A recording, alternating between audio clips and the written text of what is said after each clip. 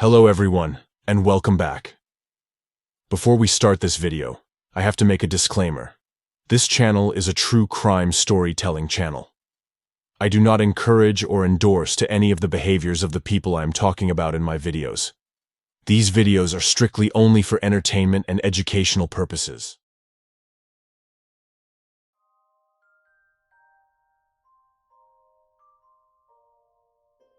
Julia Rawson, a 42-year-old woman residing in Dudley, United Kingdom. She was not only a talented artist and musician, but was also known for her kind and loving nature. She had been in a committed relationship with her partner, Elaine Higginson, for almost 2 decades. However, at the time, they were living separately due to a break they had on May 11, 2019. On this day, Julia and Elaine spent their time together in Wolverhampton, enjoying each other's company and having a few drinks. As the day progressed, Elaine felt ready to head home, but Julia wasn't quite ready to call it a night. Instead, she said she wanted to go to Birmingham to meet up with some friends to continue the festivities. Deciding to go their separate ways, Julia accidentally boarded the wrong bus, which was headed back to Dudley, where she lived. Not wanting the night to end just yet, Julia made her way to a local pub called the Bottle and Cork. Being a confident and outgoing person, she had no problems about entering the bar alone, knowing that she would likely make new acquaintances before the night was over. Julia messaged Elaine, informing her of her plan to have a few drinks at the Bottle and Cork. The two continued to exchange messages for some time and even had a phone call before Elaine eventually went to sleep around 11 p.m., assuming Julia was enjoying her night out. However, when Elaine woke up the following morning and received no response from Julia, she became increasingly worried. She made multiple attempts to contact Julia, but all her efforts were in vain. Concerned for her partner's well-being, Elaine reached out to their mutual friends, hoping for any information about Julia's whereabouts, only to discover that they had not heard from her either. Over the next 2 days, Elaine, along with Julia's concerned friends and family, embarked on a desperate search to find her.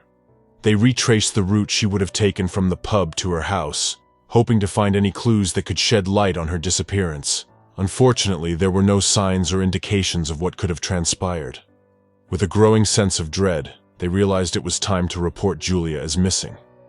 On May 14th, photographs of Julia were widely shared on social media, with the hope that someone would recognize her and provide some information.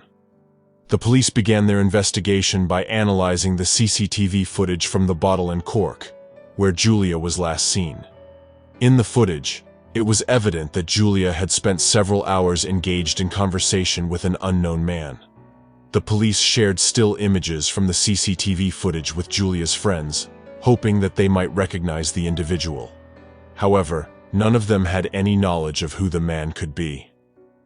Given that Julia was seen leaving the pub with this man when it closed, he quickly became a person of interest.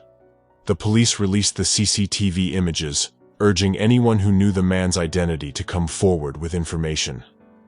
11 days after Julia's disappearance, on May 22nd, the police received a call from a local security guard in Dudley Town Centre.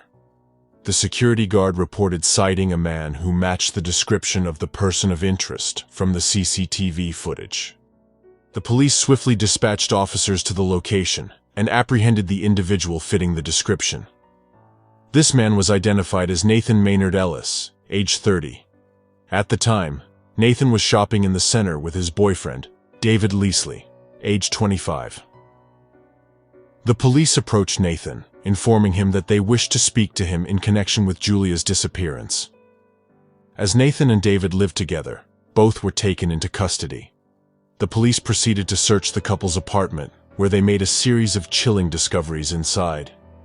During the search of Nathan and David's apartment, investigators made disturbing discoveries that sent chills down their spines. They stumbled upon a collection of newspaper clippings featuring various notorious killers, along with numerous books centered around murderers and cannibals. The apartment was filled with an array of eerie doll heads, strange masks, and an extensive collection of extreme horror films. The couple also possessed a vast assortment of knives, saws, and axes. The officers described the residence as a flat of horrors. Investigators now started to consider that Nathan's fascination with horror and murder might be a tad too much and sinister than the average person. When Nathan was arrested, someone who knew him came forward to the police, sharing that he had exhibited violent tendencies and had been seeking therapy for disturbing thoughts. It was revealed that he had fantasies of inflicting harm and wanted to kill women. Nathan's dark thoughts and mental health issues were well known within the system. When questioned by the police, he denied any knowledge of Julia, despite the strong belief that he was the person captured in the CCTV footage.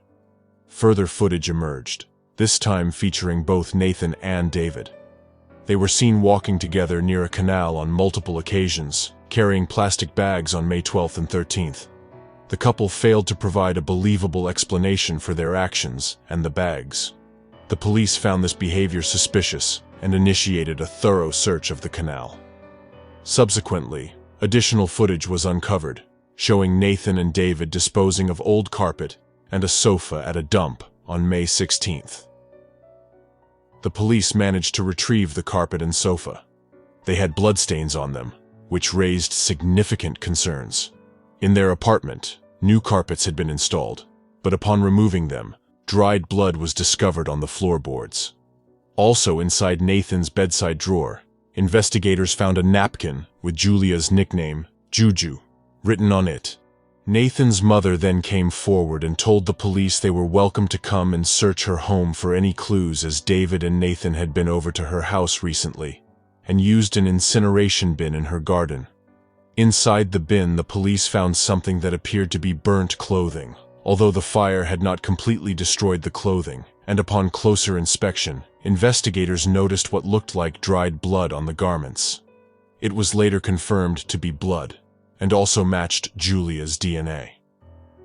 Another witness came forward when they heard the news about the two men who had been arrested over Julia's disappearance. The witness worked on an industrial estate near a wooded area. He was on his break when he noticed the two men near the wooded area carrying bags and acting strange. Once he saw the news, he contacted the police. As they fit their description, the police began to search the wooded area. On the 12th of June, the police announced they had made a gruesome discovery. A number of Julia's body parts were found wrapped in separate plastic bags in the area. Her body had been cut into a total of 11 pieces. One of the bags contained her severed head, and the others contained her feet, hands, and other limbs. Some of these bags were disposed of right behind a primary school. Julia's body was too badly decomposed to determine the cause of death. But what the police were able to do was to carry out a 3D scan on her remains. They showed that Julia's body had been cut by two different people using a wood saw. Nathan had experience in cutting animal bones. Some of the cuts done to Julia's body seemed to be professionally carried out, while some seemed to be somewhat amateurish. This indicated that David had also played a big part in the murder of Julia. With the new evidence pointing directly at the two men, they now changed their story. At first, they told the police that they didn't know who Julia was, and then they claimed that she had died in an accident. They told the investigators that Julia had slipped inside their apartment and banged her head. Nathan said that once he checked her pulse and discovered she was dead, he began to dismember her body. The investigators were not convinced. David admitted to his part in disposing of Julia's remains, but not in the dismemberment. The trial was delayed numerous times due to the pandemic. During the trial on the 2nd of August 2020, Nathan admitted to the killing of Julia. But he claimed that Julia came back to his apartment with him, and once they entered, she tried to make a move on him. Nathan said that this greatly angered him and resulted in him hitting Julia in the head with a rolling pin. He then said that after he hit her, she was unconscious and bleeding. Once he realized she was dead, he began to dismember her. Nathan also claimed that he heard voices in his head telling him to do this, and thus attempted to plead not guilty on the grounds of diminished responsibility. He used his Asperger's and depression diagnosis to further push this point at the trial. Evidence was brought forward that showed that the two men could have engaged in cannibalism. When Julia's remains were found, they discovered that she was missing a kidney.